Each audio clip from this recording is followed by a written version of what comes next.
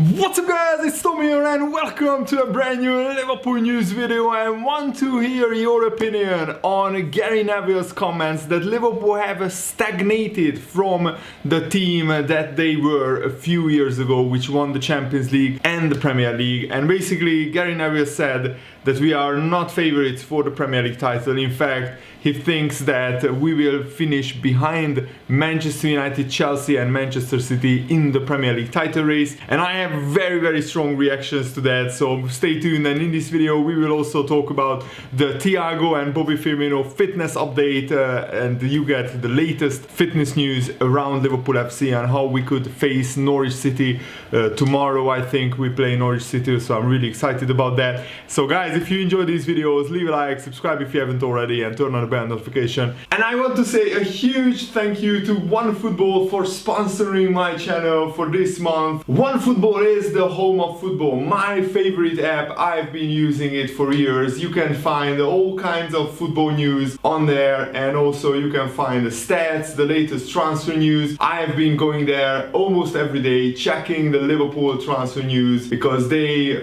combine the best and most interesting transfer news and football news. And you can find also interesting videos, stats, analysis, fantasy football tips and all kinds of interesting football related content on the OneFootball apps, and it's completely free. So what are you waiting for? Make sure to download OneFootball using the link in the video's description, and you support the channel as well that way. And Gary Neville's comments made me really angry, because has he really not watched Liverpool this season? We are back to our very best. We are back to the team that won 97 and 99 points and won the Premier League title once and could have won it twice in a row already. And I think we are back to that level, and maybe even better, because defensively I think we have an even better and more squad depth in terms of defensive numbers, because Konate, Van Dijk, Joe Gomez and Joao Matip, I think Liverpool have the strongest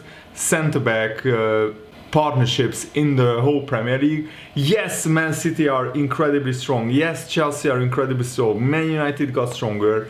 But to count Liverpool out and to rule them out of the title race, to rule them out of winning the Premier League title is wrong. And this is what Gary Neville said at this moment in time. And he said this after this weekend's results. So it's not an old comment, this is a fresh new comment. He said it on his podcast. He said, at this moment in time, I do believe Liverpool aren't the team they were a few years ago, even though they are very good. It's not quite the squad of a few years ago. And he also said that Liverpool lost momentum, and they don't have the momentum of 2 or 3 seasons ago. And what is he talking about? Liverpool are joint top of the league with Chelsea, and if it wasn't for Chelsea's incredible defensive performance in the second half, Liverpool would have been with a 100% record in the Premier League. Of course, the biggest tests will come when we play Manchester City and Manchester United, but the Chelsea game was a huge test, and I think Liverpool came through that with flying colours. We were the better team and we should have won that game. And we play Manchester City in 2 weeks time, which I'm super excited about. And I think Gary Neville, I rate him as a pundit. I think he talks a lot of sense most of the time. He has great football knowledge. He has very good points most of the time. I just vehemently disagree with his point, but actually it suits Liverpool. I think it suits Liverpool because last season, at the beginning of last season, Liverpool were the favourites for the Premier League title. And of course, if it wasn't for that horrendous injury crisis that we had 10 to 12 players at some point injured during the season, if it wasn't for that, Liverpool would have been in the title race. But it actually counts in Liverpool's favour, in my opinion, that Liverpool are underdogs. Nobody really is talking about Liverpool winning the title in terms of favourites or being even close to favourites. And I think Chelsea are looking a lot stronger than last season, and they have a world-class manager finally with Thomas Tuchel. And the quick turnaround that he did since he became Chelsea manager just 1 year ago is absolutely staggering. Like less than 1 year ago, because in that time Chelsea won the Champions League and they are one of the favourites for the Premier League title. But I still think that Chelsea are beatable, and I think Chelsea and Man City will be Liverpool's biggest rivals. I'm still not convinced with Manchester United. Again, they got very lucky saving a last-minute penalty with De Gea against West Ham, and in many games this season, Man United should have been beaten, and they weren't beaten in the Premier League. Wolves comes to mind, and also West Ham could have had a result against them. Man City also look very strong, but they lacked a striker that they couldn't get in the summer. That's why I was happy that Cristiano Ronaldo didn't go to Man City, because with them they would have been unstoppable. With Harry Kane, Man City would have been almost unstoppable as well. But now every other team in the title race has a great chance. And Man City again looked unconvincing. They should have had a penalty against them in the Southampton game. I can't believe, having watched the match of the day and the highlights, I can't believe that the VAR overturned that penalty. The red card, yes, you can overturn that, but not the penalty. Kyle Walker fouled Adam Armstrong, and the referee gives a penalty, and it's not a clear and obvious error. So how does VAR overturn that? I don't understand. But my point stands. I think Liverpool are as good as they were 2 or 3 years ago. Yes, we don't have Wijnaldum, but we have Konate, we have Nat Phillips, we have a much more experienced team. We also have Diogo Jota, and Salah and Trent Alexander-Arnold look to be in even better shape than 2 or 3 years ago. And Stan Collymore also rubbished the notion that you have to spend £100 million to be with the chance to win the Premier League title. He said there is an argument to refresh a couple of areas, to ask more questions of the players in those positions. But beyond that, this nonsense that you need to spend 100, 200 or 300 million every single transfer window to win the Premier League is nonsense.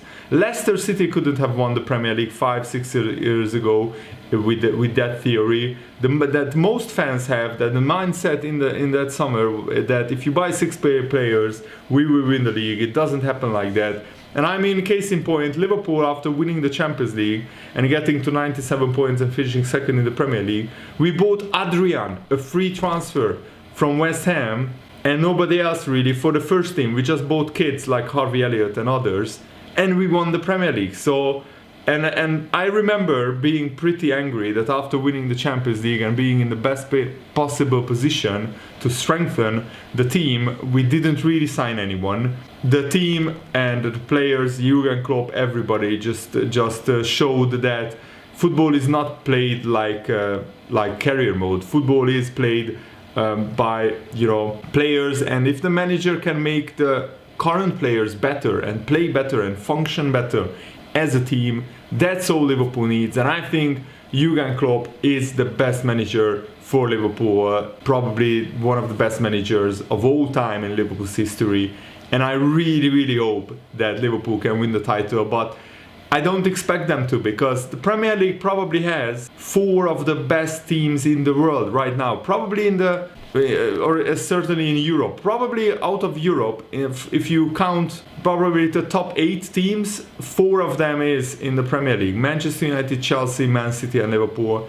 So it will be a fascinating title race, and I think nobody else will come close to these 4 teams, because these 4 teams will go all out. My prediction is Man United will fall away around March or April, and if Ronaldo gets an injury, then Man United are done here, because I don't think anybody else comes close to his finishing and his goal scoring numbers. So it will be a fascinating title race, and I would love to hear your opinion. What do you think about this? What do you think about Gary Neville's comments? And also, Frank McAveney has highlighted the importance of Liverpool's Virgil van Dijk, pointing to the fear factor. He said Liverpool looked like they did when they won the league. We didn't see that enough last season. Leeds are by no means an easy team to beat, and the defense held up well. If Van Dijk wasn't there like last season, I think that game would have gone differently. Teams are terrified of him. There is a fear factor. They try and avoid him, and that breaks up attacks. It's great to see. His influence cannot be overstated.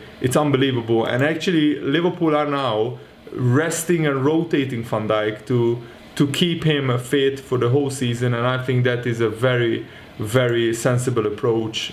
And I also wanted to give you guys a fitness update on Thiago and Firmino and other players. So Pep Binder said this recently, today actually. Thiago how Klopp said after the game, it was a calf injury. I can't say now how long it will take, but Thiago is ruled out of tomorrow's Norwich game and the weekend's Brentford game. So he could be back for the midweek Champions League game, or hopefully for the Manchester City game in 2 weeks' time in the Premier League. Let's get the scan results back, Pep Yinder said. And then we will have the proper diagnosis. A shame as well, because Thiago is taking the game by the hand. He was a proper playmaker, in my opinion. A shame that he got injured and we miss him, but thankfully it's not a bad injury. But Harvey Elliott's injury is bad, and to miss two influential midfielders in 1 week is a bad thing, according to Yinners. Roberto Firmino will resume team training, so he will not be available for Norwich,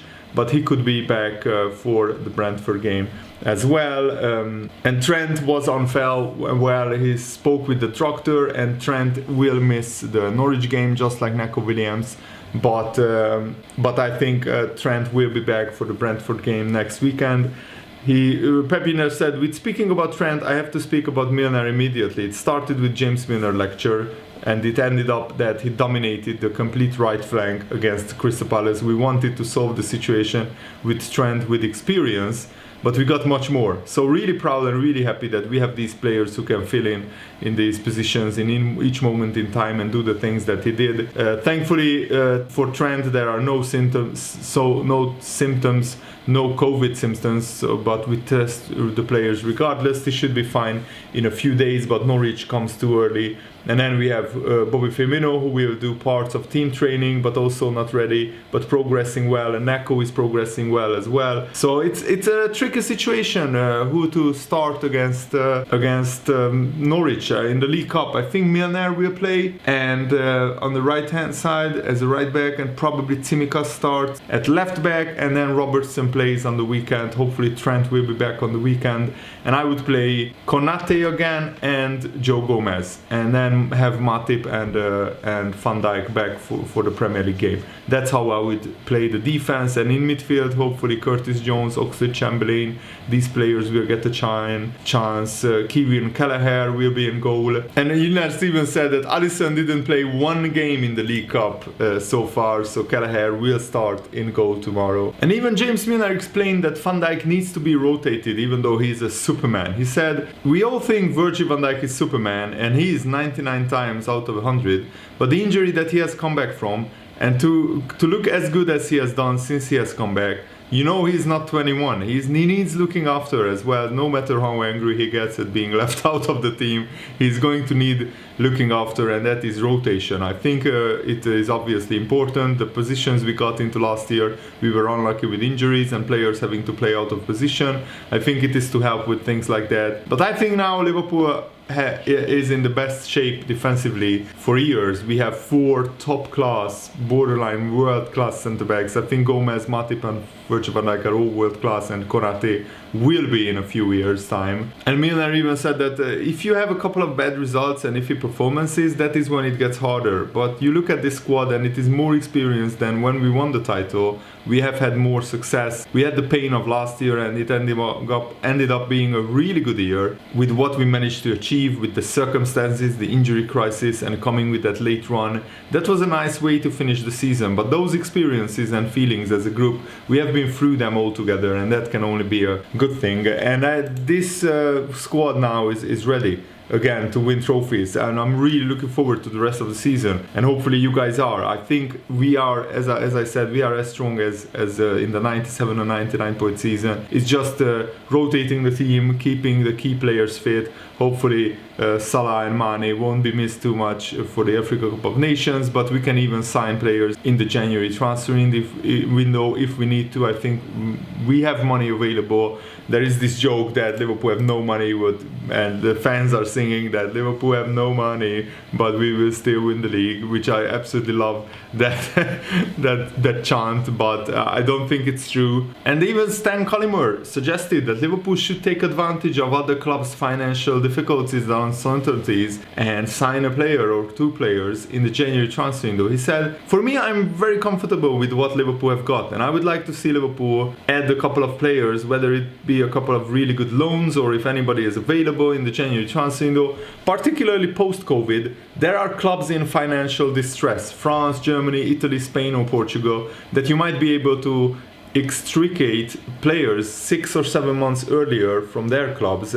And I think that with the likes of Renato Sanchez, Jonathan David at Lille, and there are other like Hossam Aouar at Lyon is also a top player, and I think that really hope that that Liverpool gets someone in. Sanchez's knee injury, which could keep him out until late November, may well encourage Liverpool to look at other targets, and I still think that Liverpool are looking in the market and just waiting for the right player to become available. Garth Crooks, who gets a lot of criticism from Liverpool fans because sometimes he comes up with some nonsense, but he praised James Milner. He said, as a Liverpool player, James Milner has been a giant. Not only was he instrumental in seeing Jurgen Klopp's safe transition into Liverpool Football Club as his captain, but Jurgen Klopp is now repaying the dedication and service he has shown to him and the club by retaining his services when they didn't really have to. Against Crystal Palace on Saturday afternoon, we all saw why James Milner